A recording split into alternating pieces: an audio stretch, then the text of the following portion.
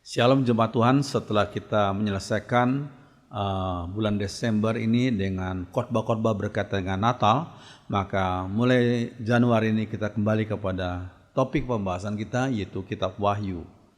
Ada 2 minggu yang lalu, 2 minggu pada bulan November, kita sudah mulai membahas kitab Wahyu dari segi pembukaan, pendahuluan. Mari kita akan mempelajari Wahyu 1 ayat 4-6. Saya berikan judul Mutiara-Mutiara Rohani dalam Wahyu 1 ayat 4-6. Mari kita berdoa. Mohon Roh Kudus urapi hamba-Mu, sensor tuturkan sikap hamba-Mu, layakkan hamba untuk menyampaikan firman Tuhan dan menjadi berkat bagi setiap orang yang mendengar dan menontonnya. Roh Kudus kuasai setiap kami dan hamba-Mu yang menyampaikan. Dengarkan doa kami dalam nama Tuhan Yesus. Amin. Mutiara-Mutiara Rohani dalam Wahyu 1 ayat 4-6. Dari Yohanes kepada ketujuh jemaat yang di Asia Kecil. Kasih karunia dan damai sejahtera menyertai kamu dari Dia yang ada dan yang sudah ada dan yang akan datang, dan dari ketujuh roh yang ada di hadapan tahtanya, dan dari Yesus Kristus, saksi yang setia, yang pertama bangkit dari antara orang mati dan yang berkuasa atas raja-raja bumi ini. Bagi Dia yang mengasihi kita dan yang telah lepaskan kita dari dosa kita oleh darahnya, yang telah membuat kita menjadi suatu kerajaan, menjadi imam-imam bagi Allah Bapanya. Bagi Dialah kemuliaan dan kuasa sampai selama-lamanya. Amin. Ayat itulah yang akan kita bahas pada saat ini tentang kitab Wahyu ini. Saudara sekalian, kalau kita mempelajari, perlu kita ingat, pada awalnya Tuhan mengalamatkan kitab Wahyu kepada 7 jemaat di Asia Kecil. Itu pada awalnya. Pada awalnya Tuhan mengalamatkan kitab Wahyu ini kepada 7 jemaat. Sudah lihat di situ ada yang sebelah sini, ada Pergamos, Tiatira, Sardis, Philadelphia, Laodikia, Smyrna, Efesus. Itu di Asia Kecil, ya, di daerah Turki sekarang ini, ya. Sehingga saudara bisa tahu ketujuh jemaat itu ada di tempat itu. Sekalian, pada waktu itu sudah ada jemaat lain, sudah ada gereja-gereja lain yang terletak di Asia Kecil selain ketujuh jemaat yang tertulis dalam kitab Wahyu. Ya, sudah lihat, misalnya ambil contoh gereja di Kolose, Hierapolis, Troas, Miletus, Magnesia, dan Trales, seperti yang tercantum dalam surat-surat Ignatius, seorang termasuk dengan bapak gereja pada awal-awal pertama, Ignatius bishop gereja Antioquia. Ya, jadi saudara sekalian, jadi selain ketujuh jemaat yang dialamatkan, yang pertama-tama kitab Wahyu dialamatkan, sebenarnya di daerah Asia sudah ada beberapa jemaat, ya, yang juga menjadi bagian dari dan juga hasil daripada pengabaran Injil pada waktu itu. Lalu sekalian, lalu bertanyalah kita, mengapa Yohanes hanya mengalamatkan suratnya kepada 7 jemaat saja? Mengapa? Mengapa tidak ke Kolose? Mengapa tidak ke Galatia misalnya dan lain-lain? Tapi mengapa Yohanes hanya mengalamatkan suratnya kepada 7 jemaat saja? Lalu sekalian, ada beberapa kemungkinan. Kemungkinan pertama, ketujuh gereja itu berada di 7 pusat distrik pos pada waktu itu. 7 pusat distrik pos. Dengan demikian surat ini dapat diedarkan dengan mudah kepada jemaat-jemaat sekitarnya. Itu secara strategis demikian ya. Secara strategi di 7 pusat distrik pos. Dan surat itu bisa dikirimkan ke jemaat-jemaat yang lain. Ya. Lalu sekalian, pada waktu itu peranan pembawa pos sangat penting, ya. Tidak seperti sekarang sudah ada banyak sarana lainnya, misalnya kita pakai WA, ya, WhatsApp, pakai email, pakai paket, pakai travel, ya, dan berbagai macam, ya. Kalau kita perlu telepon, kita telepon interlokal dan lain-lain. Sekarang banyak sekali. Tapi pada waktu itu, ya, kalau mau menyampaikan sesuatu berita, ya pakai surat, sekalian, ya. Kemudian setiap surat yang akan diedarkan harus ditulis ulang dengan tulisan tangan. Ada orangnya, ada sekretarisnya di tiap-tiap tempat. Jadi setiap surat yang akan diedarkan harus ditulis ulang dengan tulisan tangan. Sudah bisa bayangkan betapa repotnya waktu itu ya. Sekarang tidak perlu lagi ya. Sekalian. Nah, lihatlah Hierapolis, Kolose dan Kolose dapat ditempuh dengan berjalan kaki dari Laodikia, dari kota Laodikia. Lalu Trales, Magnesia dan Miletus dekat dengan kota Efesus ya. Misalnya demikian. Jadi secara strategi demikianlah kita perlu ketahui ya. Lalu pertanyaan yang tadi lagi, mengapa Yohanes hanya mengalamatkan suratnya kepada 7 jemaat saja? Kemungkinan kedua, angka 7 dalam kitab Wahyu disebutkan 54 kali. Jangan lupa ya, kitab Wahyu adalah kitab yang banyak simbol-simbol. Ya, angka 7 jemaat disebutkan 54 kali dalam kitab Wahyu. Angka 7 itu misalnya 7 kaki dian, ya. Kemudian ada 7 bintang, ada 7 obor yang menyala-nyala, ada 7 meterai, ada 7 tanduk dan 7 mata, 7 guru, 7 malaikat, 7 malapetaka, 7 cawan emas dan lain-lain. 7 disebutkan 54 kali. Apa maksud demikian? Ya. Bagi masyarakat waktu itu angka 7 adalah lambang kesempurnaan. Angka 7 adalah lambang kesempurnaan. Ya, ini kalau kita membaca kitab Wahyu jangan lupa kitab yang penuh dengan simbol-simbol, ya, apokaliptis, ya, dan 7 adalah lambang kesempurnaan. Kemudian juga angka 7 disebut sebagai angka ilahi. Kenapa demikian? Karena kita ingat 6 hari Allah menciptakan dan hari ke-7 Allah menguduskan ciptaannya itu. Ya, kemudian ada 7 kalimat Yesus di atas salib. 7, ya. Itu menunjuk pada angka ilahi. Ya. Kemudian karena angka 7 adalah lambang kesempurnaan, maka kitab Wahyu ini juga untuk gereja Tuhan segala zaman. Gereja-gereja Tuhan segala zaman ada yang sifatnya seperti jemaat Efesus. Ya, ada yang sifatnya seperti jemaat Laodikia. Gereja Tuhan sepanjang zaman ada yang sifatnya berapi-api mengabarkan Injil kepada seperti jemaat Philadelphia. Ada jemaat yang seperti Smyrna dan lain-lain. Yesus sekalian, jadi kitab Wahyu ini juga untuk gereja Tuhan segala zaman. Ini penting sekali, ya. Nah, kalau kita lihat selanjutnya. Ayat 4b dikatakan, kasih karunia dan damai sejahtera menyertai kamu. Yesus sekalian, apa itu kasih karunia? Kasih karunia adalah segala pemberian dari Allah yang sebenarnya tidak layak kita terima. Ya, segala pemberian dari Allah yang sebenarnya tidak layak kita terima. Yang kita layak terima itu bukan kasih karunia, tapi itu adalah upah, ya, atau gaji. Ya. Tapi yang kita nggak layak terima itu semua kasih karunia. Ya. Kemudian semakin kita sadar akan anugerah Tuhan, semakin rendah hatilah kita. Oh puji Tuhan, semua ini anugerah Tuhan. Semua ini ada kasih karunia Tuhan. Kalau kita bisa melayani Tuhan, walaupun kita orang berdosa yang sebenarnya nggak layak, ya itu karena anugerahnya. Maka nggak ada poin, nggak ada alasan untuk kita bisa sombong. Semua karena anugerahnya. Puji Tuhan. Ya. Nah, saudara sekalian, semakin kita sadar akan anugerah Tuhan, semakin rendah hatilah kita. Puji Tuhan. Saudara sekalian, gedung gereja GKI Road Hidup dimulai pembangunan sejak tahun 2001. Ya, waktu itu kami ingat kami beli gedungnya itu berupa gudang, ya, seharga 775 juta. Aslinya 800 juta, tapi developernya memberikan korting bagi gereja 25 juta jadi 775. Ya. Kemudian kami mengadakan renovasi, kami bikin balkon, kami bangun seperti sekarang ini selama 3 tahun. Puji Tuhan. Saya punya tekad. Ada 3 kali saya pimpin pembangunan gereja, ada di Jakarta, ada di Semarang 2 kali. Ya. Jadi 3 kali semua, puji Tuhan. Saya punya tekad. Kalau saya dipimpin Tuhan untuk memimpin jemaat Tuhan membangun gereja, saya bertekad untuk tidak pinjam uang pembangunan dari bank. tidak pinjam. Semua kalau Tuhan berkenan akan rencana kita, biar Tuhan sediakan. Puji Tuhan, itu terjadi di 3 gereja yang Tuhan pernah percayakan kepada saya untuk saya pimpin pembangunannya.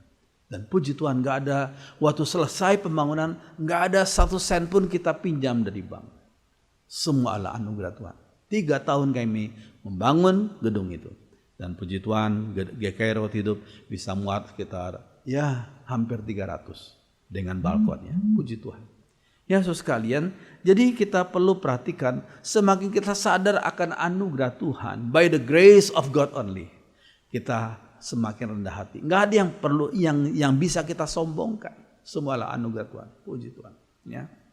Nah, damai sejahtera di sini menuju kepada restorasi hubungan antara Allah dan manusia. Allah yang maha suci, kita manusia yang berdosa, termasuk hamba Tuhan pendeta, kita semua sama orang berdosa. Kita di hadapan Tuhan sebenarnya nggak layak, tetapi karena anugerahnya saja kita mendapatkan damai sejahtera, yaitu restorasi hubungan antara Allah yang maha suci dengan kita orang percaya yang disucikan dan dikuduskan oleh darah Yesus. Puji Tuhan. Ya. Kemudian dikatakan menyertai kamu, maksudnya walaupun sedang alami aniaya.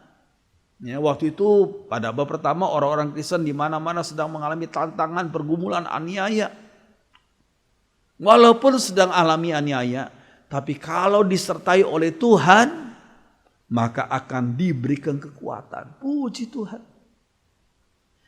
Tuhan tidak pernah berjanji bagi umatnya untuk kita lepas dari aniaya, dari kesulitan. Tidak, Tuhan tidak pernah berjanji. Tapi satu hal yang Tuhan janjikan itu penyertaannya, pemeliharaannya, kekuatannya, anugerahnya bagi kita. Puji Tuhan. Ya. Kemudian berikutnya dalam ayat 4b dikatakan dari Dia yang ada dan yang sudah ada dan yang akan datang. Yang ada dan yang sudah ada dan yang akan datang. Lalu sekalian, nah kalau kita melihat Tuhan Yesus adalah pribadi yang ada, yang sudah ada, dan yang akan datang. Dalam bahasa Inggris punya tenses ya, yaitu who is, present tense, who is, who was, past tense, masa lalu, who was, and who is to come, itu future tense, masa depan. Jadi dia adalah Allah yang ada, yang sudah ada, who was, and yang akan datang, who is to come. Berapa pribadi? Ya satu pribadi yang sama. Karena Tuhan Yesus adalah pribadi yang kekal. Puji Tuhan. Kita tidak demikian. Kita sama seperti nenek moyang kita. Ya, nenek moyang kita pernah ada. He atau she was. Saya punya mami, papi pernah ada. Tapi sekarang sudah dipanggil Tuhan. Sudah bersama Tuhan di surga. Karena percaya Yesus. Ya. Atau they were.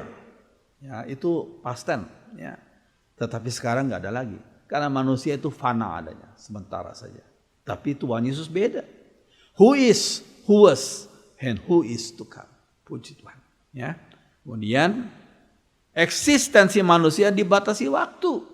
Tapi Tuhan Yesus adalah kekal. Oh haleluya.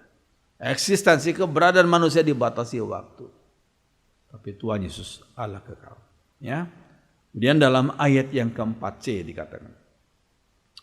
Dan dari ketujuh roh yang ada di hadapan tahtanya. Ketujuh roh maksudnya apa? Ya. Hal ketujuh roh itu disebutkan beberapa kali. Dalam Wahyu 3:1, Wahyu 4 ayat 5, Wahyu 5 ayat 6. Ya, hal ketujuh roh disebutkan 3 kali. Ya. Wahyu 3:1 dikatakan, dan tuliskanlah kepada jemaat, kepada malaikat jemaat di Sardis. Inilah firman Dia yang memiliki ketujuh roh Allah dan ketujuh bintang itu. Ya, ketujuh roh ini berkaitan dengan 7 gereja yang menjadi alamat surat ini pada waktu itu. Berhubungan 7 gereja yang menjadi alamat surat Wahyu pada waktu itu. Ya, terus sekalian, Allah itu meneguhkan kesaksian mereka. Ya, kesaksian anak-anak Tuhan, murid-murid Tuhan. Allah meneguhkan kesaksian mereka oleh tanda-tanda dan mujizat-mujizat dan oleh berbagai-bagai penyataan kekuasaan dan karunia Roh Kudus yang dibagi-bagikannya menurut kehendaknya. Menurut kehendaknya, kehendak Tuhan. Bukan menurut kehendak pendeta. Bukan menurut kehendak penginjil. Bukan menurut kehendak manusia. Tapi menurut kehendaknya, yaitu Tuhan Yesus yang melakukan mujizat. Ya, Tuhan pasti tahu akan segala tempat kondisinya. Dan mujizat apa yang diperlukan. Tapi jangan lupa, ada mujizat yang paling besar. Itu apa? Mujizat perubahan hati. Tadinya menolak, membenci, mendengki orang-orang Kristen. Tidak senang, menganiaya umat Tuhan. Sekarang menerima Injil Tuhan. Bahkan menjadi pengabar Injil. Itu mujizat Tuhan. Mujizat yang terbesar adalah apa? Berubahnya hati seseorang. Dari membenci Injil Tuhan. Sekarang menerima Injil Tuhan. Bahkan mengabarkan Injil Tuhan. Bahkan rela menderita demi Injil Tuhan. Itu adalah mujizat yang terbesar. Puji Tuhan. Ya, saya bukan berarti saya tidak percaya mujizat kesembuhan ilahi, orang buta dicelikan, orang sakit disembuhkan jasmaninya. Saya percaya kalau Tuhan berkenan, Tuhan berkuasa melakukan segala perkara yang Dia izinkan. Tapi ada mujizat yang terbesar, yaitu perubahan hati seseorang dari membenci, dari menolak, sekarang menerima Yesus, menerima Injil Tuhan. Dan menjadi pemberita Injil Tuhan. Itu mujizat yang terbesar. Puji Tuhan. Haleluya. Nah, saudara sekalian, ayat yang kelima dikatakan, dan dari Yesus Kristus, saksi yang setia, yang pertama bangkit dari antara orang mati, dan yang berkuasa atas raja-raja bumi ini. Sekalian saya selalu memakai huruf merah bagi bagian-bagian yang saya akan jelaskan. Yesus Kristus. Sekalian, nah ada beberapa gelar Tuhan Yesus, yaitu Yesus artinya juru selamat, ya, Yesus juru selamat, Kristus artinya yang diurapi. Jadi kalau kita menyebut Yesus Kristus artinya juru selamat yang diurapi. Diurapi oleh apa? Diurapi oleh Roh Kudus. Puji Tuhan. Ya. Kemudian dikatakan dalam Perjanjian Lama, orang-orang yang diurapi adalah kita mengenal ada 3 jabatan, yaitu imam, ya, menjembatani manusia yang berdosa, umat Tuhan yang berdosa, dijembatani, dibawa doanya kepada Allah yang Maha Suci. Itu imam, menjembatani manusia yang berdosa kepada Allah. Tapi ada nabi, menjembatani Allah yang Maha Suci kepada umatnya. Nabi akan berkata, beginilah firman Tuhan yang Maha Suci. Ya, the spokesperson, juru bicaranya Allah. Ya, dan yang ketiga yang diurapi adalah raja. Sebelum seseorang memangku jabatan sebagai raja, maka imam akan mengambil biasanya semacam botol, ya, berisi minyak urapan yang ditentukan oleh Tuhan itu, kemudian dituangkan ke atas kepala orang itu, kemudian orang itu, dan minyak itu yang dituangkan itu sebagai simbol Roh Kudus, sebagai simbol, ya, terus sekali. Ya, dalam Perjanjian Lama mereka yang diurapi adalah imam, nabi dan raja. Tapi Yesus adalah Kristus yang diurapi. Berarti beliau tuh memangku 3 jabatan sekaligus dalam hidupnya, dalam pribadinya itu. Beliau sebagai imam besar, sebagai nabi yang bukan hanya menyampaikan kabar sukacita dari Allah, tapi beliau sebagai firman Allah itu sendiri, ya, dan beliau sebagai raja segala raja. Puji Tuhan, ya. Kemudian dikatakan saksi yang setia. Yohanes 3:11, Yohanes 18 ayat 7, seorang saksi berkata-kata dari apa yang dialaminya. Dia berkata-kata dari apa yang dialaminya. Dia alaminya sendiri. Bukan didasarkan pada apa kata orang lain. Bukan. Tapi dia mengalaminya sendiri. Dia melihat sendiri. Dia mengalami sendiri, itu saksi. Ya, saksi yang setia. Tuhan Yesus adalah saksi yang setia. Karena beliau datang dari surga. Tahu keadaan surga. Beliau adalah pribadi kedua dari Allah Tritunggal. Ya. Beliau sebagai saksi yang setia. Puji Tuhan, ya. Dan dikatakan saksi itu martus artinya. Dalam bahasa Yunani martus. Dari kata martus itu muncullah kata martir. Maksudnya apa? Saksi yang setia, dia setia pada kebenaran yang ia saksikan sampai rela menjadi martir. Kalau memang Tuhan Allah izinkan demi menyampaikan kebenaran itu, ya, kebenaran dari Allah itu, sehingga dia dibenci oleh orang-orang berdosa, saksi yang setia rela menjadi martir. Saksi itu martus, rela jadi martir.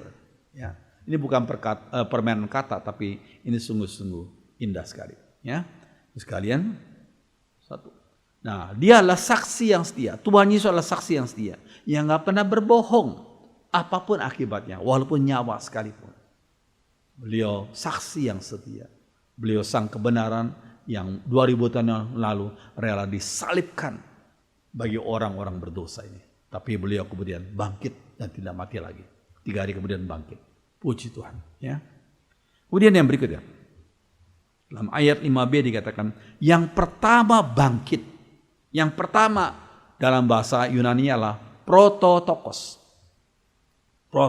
Prototokos artinya yang pertama. Apa artinya prototokos itu? Prototokos mempunyai arti pertama adalah yang sulung. Yang sulung. Ya. Tapi yang kedua, arti kedua adalah seorang yang diberi kuasa dan kemuliaan yang berkuasa membangkitkan manusia lainnya. Nah ini. Ya, seorang diberi kuasa dan kemuliaan yang berkuasa membangkitkan manusia lainnya. Itu arti kedua daripada prototokos. Arti ketiga adalah yang menempati posisi utama. Ya. Beliau adalah Tuhan alam semesta. Tuhan alam semesta. Jadi bukan manusia biasa. Tuhan alam semesta. Puji Tuhan. Ya. Dikatakan dalam Kolose 1:15, ia yaitu Yesus adalah gambar Allah yang gak kelihatan. Yang sulung prototokos. Lebih utama dari segala yang diciptakan. Puji Tuhan. Oh saudara sekalian, kita yang percaya pada Yesus sungguh beruntung. Karena kita bertemu dan kita menyembah pribadi yang luar biasa. Bukan pribadi yang manusia biasa, bukan pribadi yang hanya sebagai nabi-nabi biasa, tapi pribadi yang luar biasa. Tuhan Yesus pribadi yang luar biasa. Puji Tuhan, yang telah bangkit dan tidak mati lagi. 3 hari kemudian bangkit dan tidak mati lagi. Puji Tuhan. Ya. Kemudian dikatakan dalam Wahyu 1 ayat 5b dikatakan yang pertama bangkit dari antara orang mati. Ya, saudara sekalian, sebelum Yesus bangkit, sudah ada beberapa pribadi yang dibangkitkan. Nah ini kita perlu pahami. Jadi sebelum Yesus bangkit 2000 tahun lalu, ada beberapa pribadi yang dibangkitkan. Misal Lazarus setelah 4 hari mati bangkit dia. Ya. Pemuda Nain dibangkitkan oleh Yesus dalam pelayanannya. Ya, sekalian. Jadi ada beberapa pribadi yang pernah dibangkitkan sebelum Yesus bangkit. Tapi kenapa? Dikatakan dalam Wahyu 1 ayat 5b ini, Yesus dikatakan yang pertama bangkit dari antara orang mati. Padahal sebelum Yesus bangkit sudah ada beberapa pribadi yang dibangkitkan. Jadi bagaimana kita memahaminya? Terus kalian, nah apa bedanya kebangkitan Lazarus dengan kebangkitan Yesus? Apa bedanya kebangkitan pemuda Nain dengan kebangkitan Yesus? Ini perlu kita ketahui bedanya. Terus kalian, pribadi Yesus yang sudah bangkit tidak mati lagi dan mampu membangkitkan manusia lainnya. Lazarus setelah bangkit beberapa tahun kemudian dia mati lagi. Demikian juga pemuda Nain. Tapi Yesus lain. Setelah 3 hari mati, kemudian dia bangkit dan tidak mati lagi. Pribadi Yesus yang sudah bangkit tidak mati lagi dan mampu membangkitkan manusia lainnya. Siapa yang akan membangkitkan manusia lainnya pada hari kiamat nanti? Bukan Lazarus, bukan pemuda Nain, bukan orang lain, hanya Yesus saja yang sudah 3 hari mati dan kemudian bangkit dan tidak mati lagi.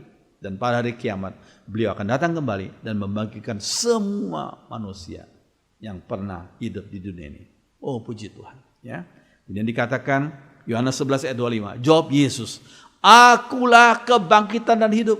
Wah, nggak ada nabi lain di dunia ini yang berani berkata luar biasa ini. Akulah kebangkitan dan hidup.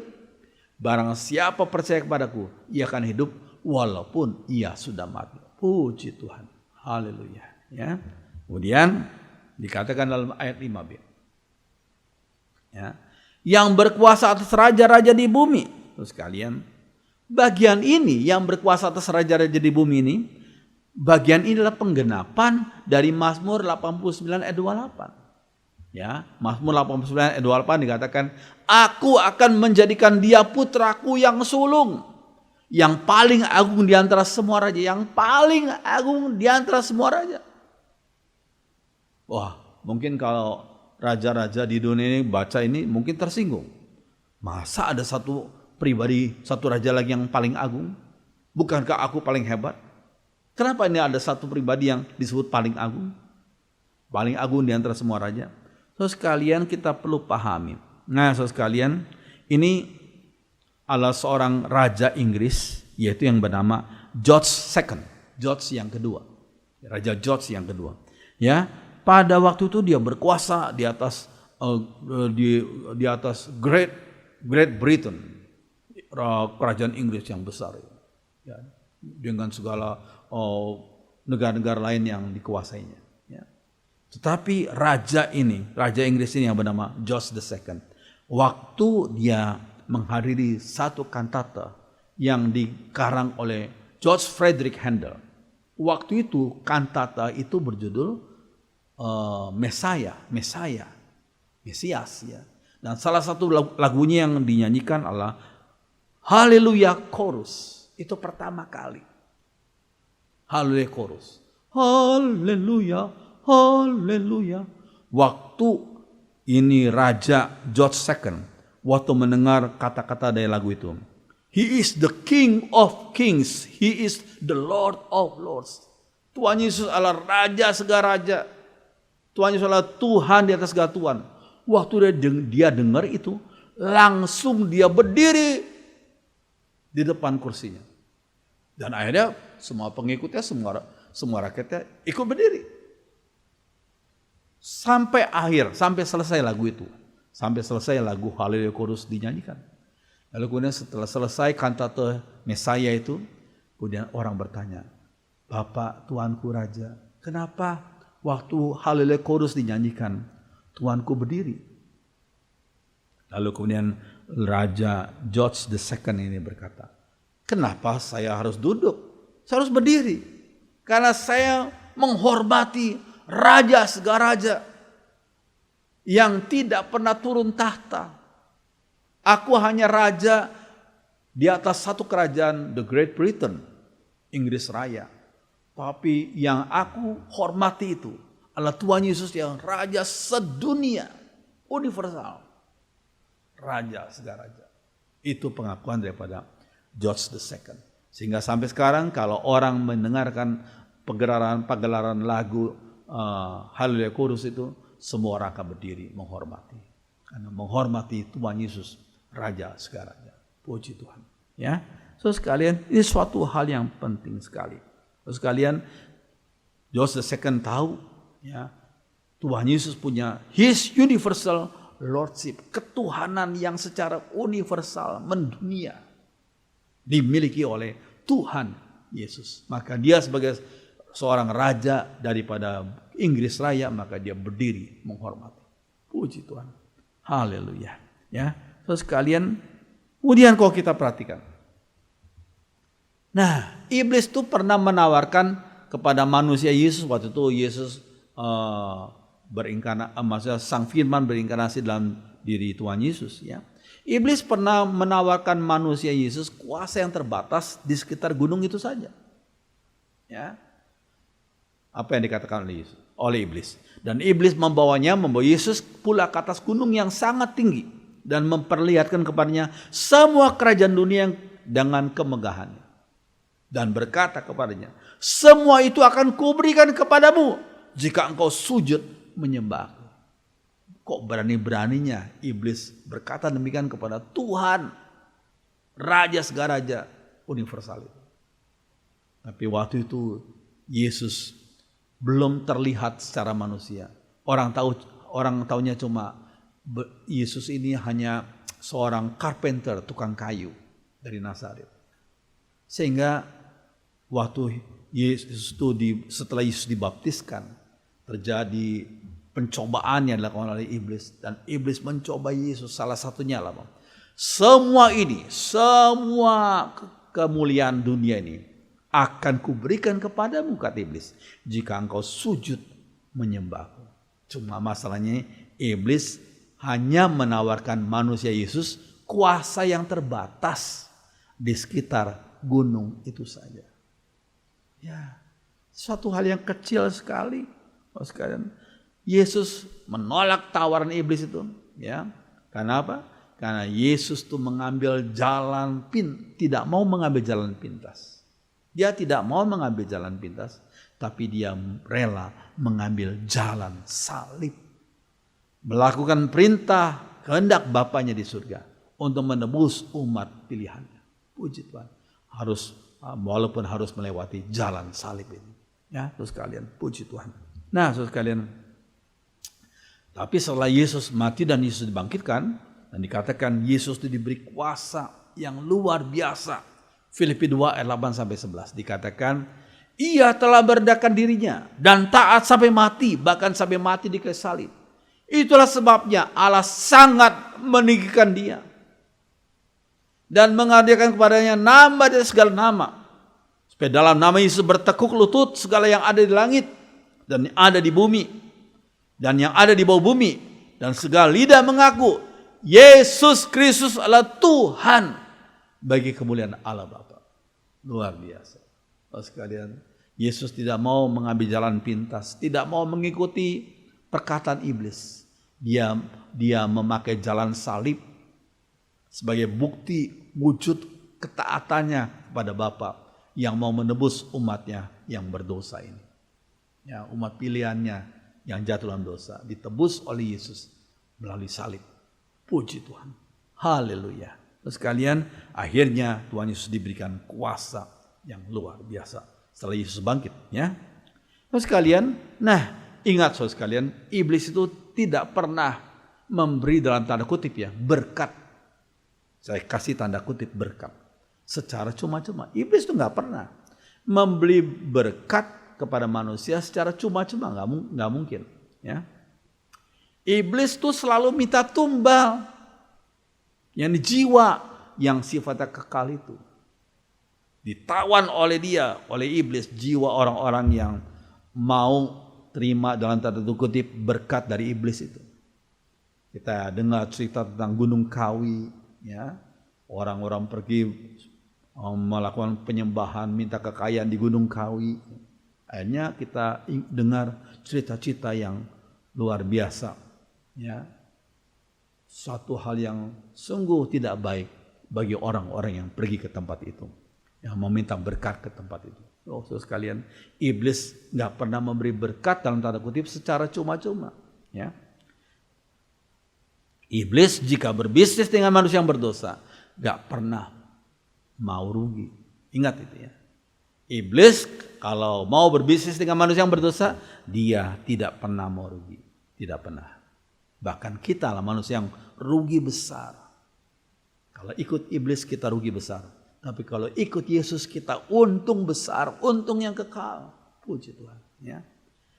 Terus kalian, dikatakan bagi Dia yang mengasihi kita dan yang telah melepaskan kita dari dosa kita oleh darahnya. Ya, saudara sekalian, kita perlu pahami. Kata mengasihi di sini itu dari kata agaponti. Agaponti berasal dari kata agape, itu kasih yang meskipun. Kata meskipun itu berarti tanpa syarat, ya, kan? Kasihnya tidak sentimental, tapi kasih yang berkuasa untuk melepaskan kita dari dosa oleh darahnya, nyawanya sendiri. Ya. Dia memberikan kasih yang agape, walaupun meskipun kita orang berdosa, Tuhan Yesus rela mati bagi kita. Itu kasih yang meskipun, kasih yang agape, ya, kasih tanpa syarat, ya. Kemudian dia memiliki otoritas yang luar biasa dan tidak disalahgunakan otoritas itu, tapi dipakai untuk membebaskan umatnya dari dosa oleh darahnya yang kudus. Puji Tuhan, puji Tuhan, ya. Terus kalian, dikatakan dia melepaskan melepaskan kita dari hukuman dosa oleh darahnya. Di dalam darah ada kehidupan. Manusia kalau kehabisan darah ya mati. Di dalam darah ada kehidupan. Terus kalian dikatakan dalam Imamat 17 ayat 4, nyawa setiap makhluk ada dalam darahnya. Jadi darah itu jangan main-main. Nyawa setiap makhluk ada dalam darahnya. Sebab itu Tuhan melarang bangsa Israel makan darah. Setiap orang yang melakukan perbuatan terlarang itu tidak lagi dianggap anggota umat Allah dalam terjemahan sehari-hari. Ya. Terus kalian Tuhan Yesus itu tidak memberi uang. Tidak sekedar beri waktu dan perhatiannya. Ya. Tapi Tuhan Yesus itu mengorbankan. Sacrifice His own blood. Mengorbankan darahnya, kehidupannya untuk menebus umatnya. Puji Tuhan. Ya, sekalian. Katakan Markus 10:45. Kita baca sama-sama Markus 10:45. Karena anak manusia yaitu Yesus juga datang bukan untuk dilayani, tak melainkan untuk melayani dan untuk memberikan nyawanya jadi tebusan bagi banyak orang. Puji Tuhan. Ya. Nah, kemudian dikatakan dan yang telah membawa kita menjadi suatu kerajaan, jadi imam-imam bagi Allah Bapanya. Sekalian, kalau kita melihat dikatakan dalam bahasa Inggris, and made us a kingdom of priests to serve His God and Father. Artinya, dan menjadikan kita sebagai kerajaan para imam untuk melayani Allah dan Bapanya. Ya, sekalian. Nah, kalau kita perhatikan, ini penggenapan dari Keluaran 19 ayat 6. Ya, dikatakan kamu akan menjadi bagiku kerajaan imam. Ya, ini penggenapan dari nubuat ini. Kamu akan menjadi bagiku kerajaan imam dan bangsa yang kudus. Puji Tuhan. Keluaran 19 ayat yang ke-6. Terus sekalian dalam perjanjian lama, saudara sekalian, peranan imam itu untuk menjembatani umat kepada Allah. Jadi umat Israel kalau mau datang kepada Allah melalui imam. Imam itu menjembatani umat kepada Allah. Ya. Dengan kematian Yesus di atas salib, setiap umatnya menjadi imam-imam di hadapan Allah. Luar biasa. Setiap umatnya menjadi imam-imam di hadapan Allah. Ya. Yuk kita baca 1 Petrus 2 ayat 9. Tapi kalian adalah bangsa yang terpilih, imam-imam yang melayani raja, bangsa yang kudus, khusus untuk Allah, umat Allah sendiri. Puji Tuhan. Ini 1 Petrus 2 ayat 9. Kita disebut sebagai imam. Walaupun kita bukan keturunan Lewi. Kita orang Nisya, kita orang Tionghoa, kita orang Sunda, kita orang Batak atau suku-suku lain. Kita yang percaya pada Yesus disebut sebagai imam-imam yang melayani raja, bangsa yang kudus, khusus untuk Allah. Puji Tuhan. Ya. Nah, saudara sekalian, kalau kita perhatikan lanjutnya. Dalam perjanjian lama, kaum imam adalah kelompok khusus yang diizinkan Allah untuk menghadapnya. Kelompok khusus yang diizinkan Allah untuk menghadapnya. Ya, sekalian. Raja Uzia yang pernah memerintah di Israel selama kalau nggak salah 52 tahun itu, dihukum Tuhan dengan kusta sampai kematiannya karena mau merangkap jadi imam juga. Raja, dan dia merasa sudah 50 tahun aku jadi raja, kenapa aku nggak boleh jadi imam? Ya, dikatakan apa? 2 Tawarikh 26 ayat 16. Setelah Raja Uzia kuat, ia menjadi sombong dan itu menyebabkan kehancurannya. Ia melanggar perintah Tuhan Allahnya karena ia memasuki rumah Tuhan untuk membakar dupa di atas mezbah dupa. Padahal itu merupakan tugasnya imam. Dan Raja Uzia nggak boleh, tapi Raja Uzia menganggap, kenapa aku tidak bisa? Aku kan jadi raja puluhan tahun. Ya. Dikatakan apa? Kita lihat gambar ini, Raja Uzia kena kusta di dahinya. Ya.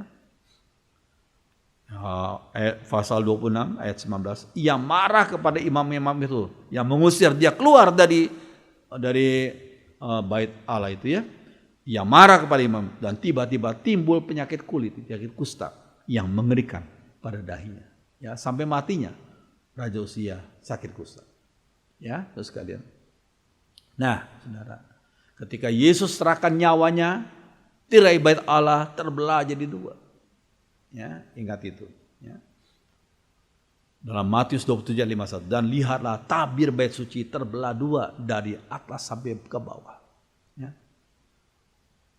Sekarang ini puji Tuhan, Kita bisa menghadap tahta Allah dengan keberanian karena karya Yesus. Kita nggak perlu lagi panggil orang Lewi. Kita yang percaya Yesus, kita boleh di mana saja, kapan saja. Asal kita percaya Yesus, kita boleh dengan keberanian datang kepada Allah melalui karya Yesus di atas salib. Ya. Ibrani 4:16. Yuk kita baca sama-sama. Sebab itu marilah kita dengan penuh keberanian menghampiri tahta kasih karunia, supaya kita menerima rahmat dan menumbuhkan kasih karunia untuk mendapatkan pertolongan kita pada waktunya. Puji Tuhan. Ya, itu sekalian. Nah, ini suatu hal yang penting. Jadi, Ibrani 10 dikatakan, jadi saudara, oleh darah Yesus kita sekarang penuh keberanian dengan dapat masuk ke dalam tempat kudus. Karena Ia telah membuka jalan yang baru dan yang hidup bagi kita melalui tabir, yaitu dirinya sendiri. Dan kita mempunyai seorang imam besar sebagai kepala rumah Allah. Siapa imam besar itu? Yang telah mati dan bangkit dengan tidak mati lagi? Tuhan Yesus saja. Puji Tuhan. Ya, puji Tuhan. Terus sekalian, biarlah apa yang kita pelajari pada saat ini tentang Wahyu 1 ayat 4-6 ini memberikan kekuatan dan membawa kita bersyukur akan kasih Tuhan yang luar biasa. Puji Tuhan. Mari kita berdiri, kita nyanyikan lagu ini bersama-sama. Saat ku masuk ke hadirat. Mari kita berdiri, nyanyikan lagu ini bersama-sama.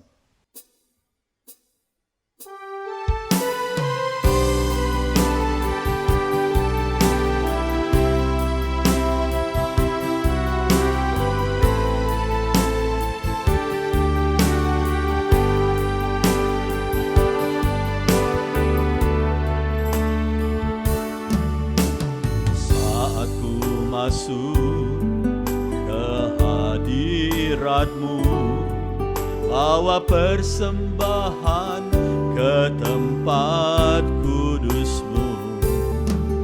Pujian ku naikkan, sembah ku berikan bagi-Mu Allah yang mulia.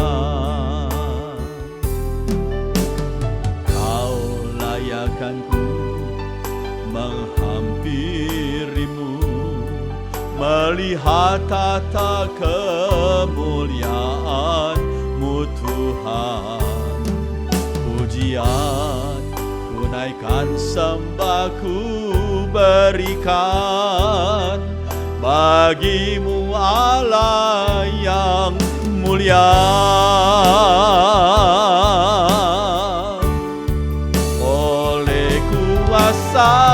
Darah-Mu, Kau telah hapus dosaku.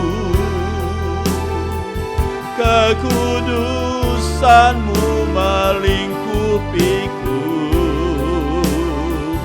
kasih-Mu mengalir memulihkan hidupku.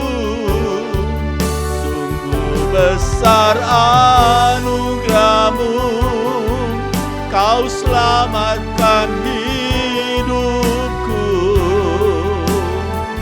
Ku menjadi ciptaan yang baru oleh kuasa darah-Mu.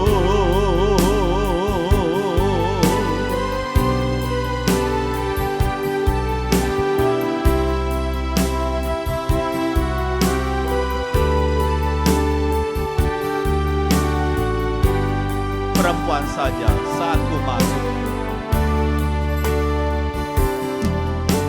Saat ku masuk ke hadirat-Mu, bawa persembahan ke tempat kudus-Mu.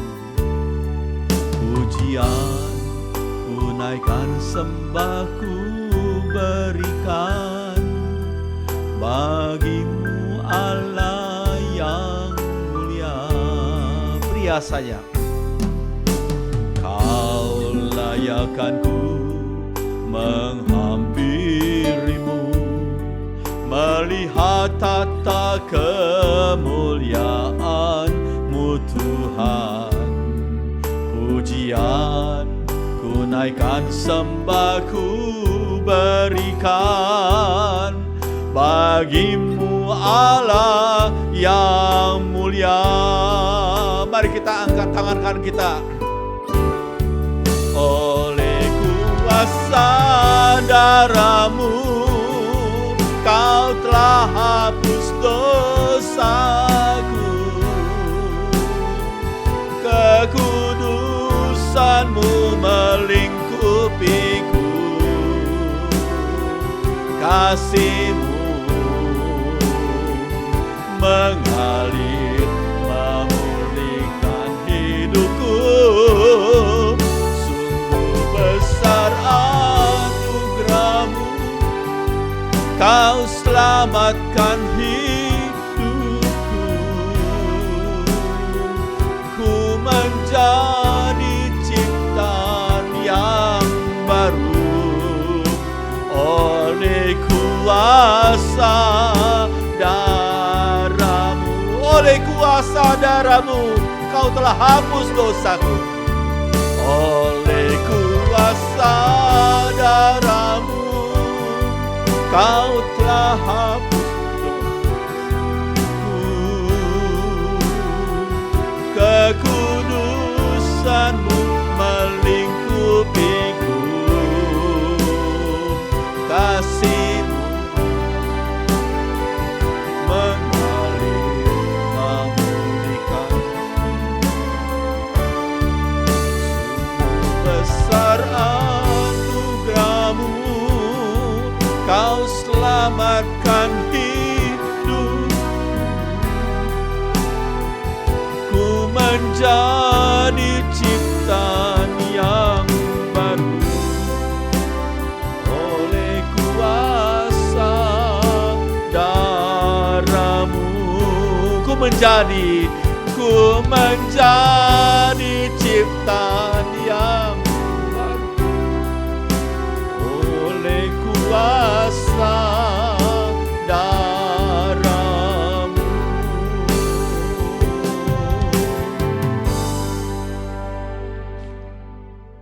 Segala puji dan ucapan syukur kepada Tuhan.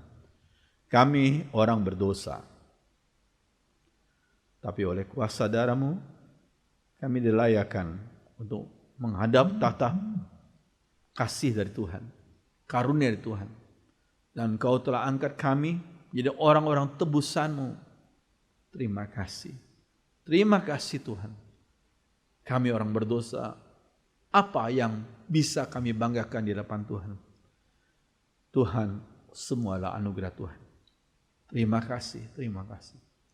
Kami bersyukur semuanya dalam nama Tuhan Yesus. Semua orang beriman mengatakan, amin. Silakan duduk, Tuhan berkati.